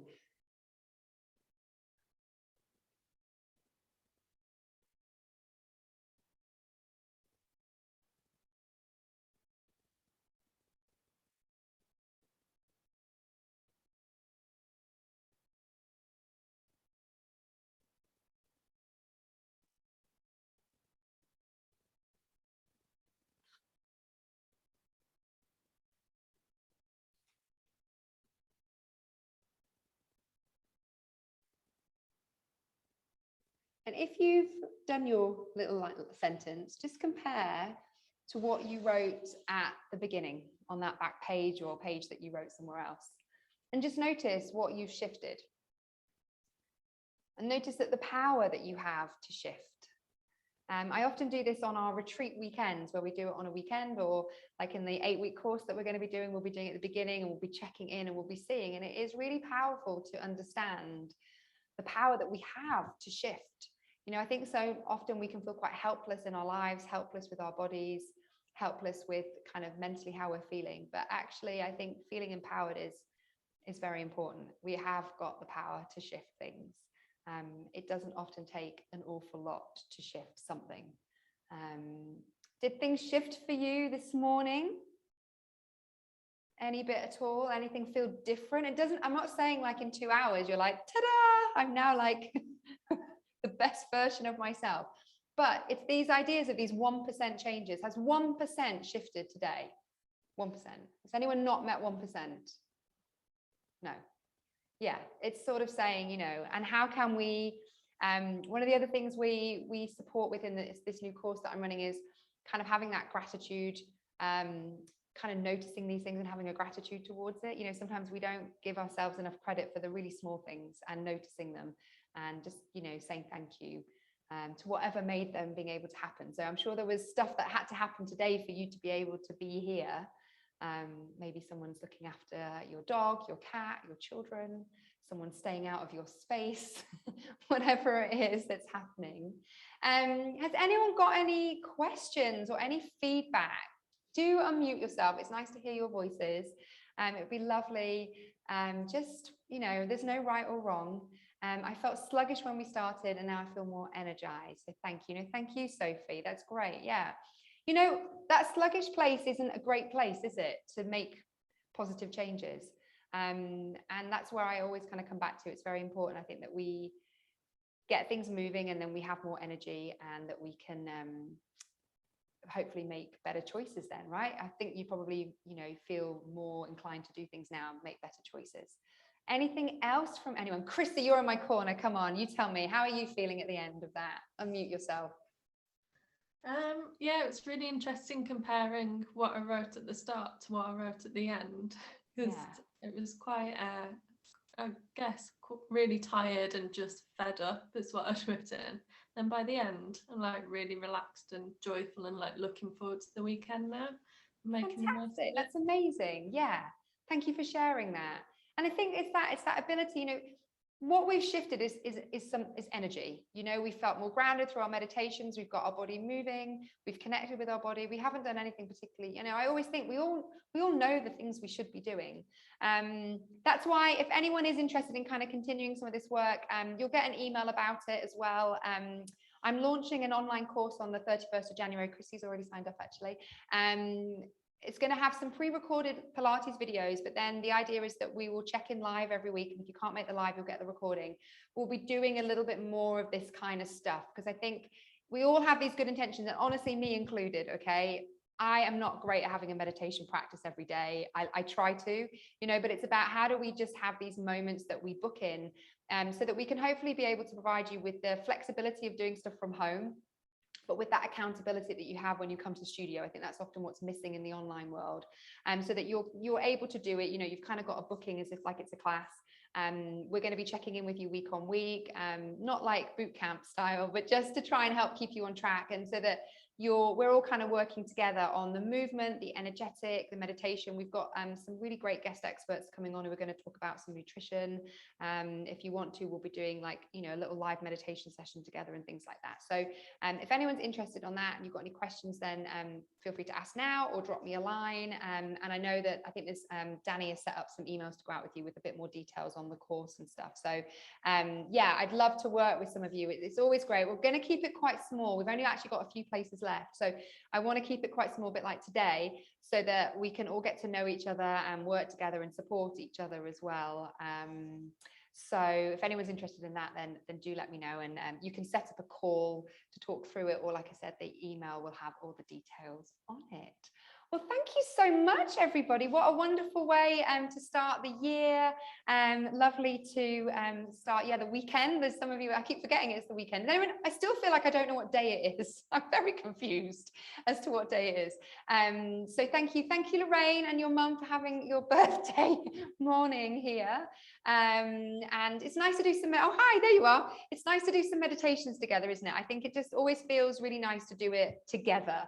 I used to, when I lived up north, I used to go to a place, we did it together and I loved it. And yeah, I'm hoping that we can kind of cultivate just a really, you know, a solid well-being practice together. And I think that's where actually online comes into its own, because then you're doing it in your home. So often people come on my retreats and we all feel amazing, me included at the end. And then it's, you know, people often say, I'm struggling to now keep that in life.